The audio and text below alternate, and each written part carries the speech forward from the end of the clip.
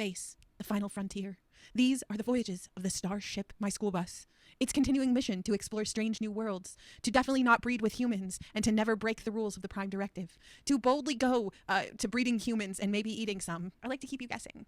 To boldly report the weather, including the continental U.S., Alaska, Hawaii, Puerto Rico, and McMurdo Station, Antarctica. They're calling this thing above my big fat head a lifting frontal boundary that is bringing a swath of mixed precipitation, that's P and frozen P, to the eastern U.S. today and continuing through Tuesday. Locally strong thunderstorms possible for Tuesday across the Central Plains, while locally heavy rainfall is possible across the Ohio Valley. Warmth is surging in general across the continental U.S. this week, feeling very much like spring. Let me know in the comments if it feels like spring where you're at. Or if it already feels like summer, you could tell me that too. Temperatures, we've got 50s and 60s for Washington, high 50s for Oregon, 64 to 63 for NorCal, 66 to 67 for SoCal. Mountain states, lots of 50s and low 60s for the top half of the map, and then get down into the southwest, it's in the 60s and 70s, 89 down by the border. Plainsy poos, we've got 30s and 40s up top, pretty much stays in the 50s till you get down to Oklahoma, warms up a bit into the 60s and 70s, and then 80s for most of Texas, 84 at the tip of Texas. Midwesty poos, we've got 30s and 40s around the lake states, and that continues down until you get to the southern part of Kentucky, warms up real quick into the 60s and the 70s around the Gulf. 80s possible too. New England seeing lots of 20s and 30s, and that pushes down into the mid-Atlantic. It warms up a bit on the Outer Banks into the mid-50s, and then 65 for the South Carolina, North Georgia area, but pretty quickly warming up into 80 by the time you hit the Florida-Georgia line.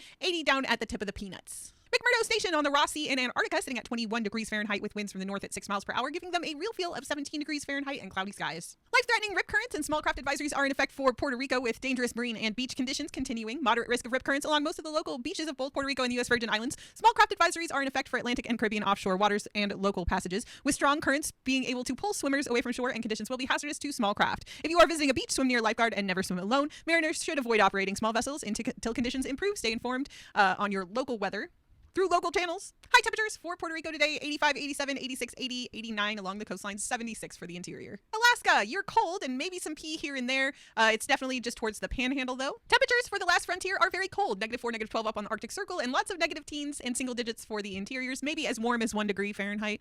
32 to 23 for the Aleutians, 32 to 18 near Anchorage, 11 for the panhandle. Stay warm, Alaska. Hawaii, probably getting peed on.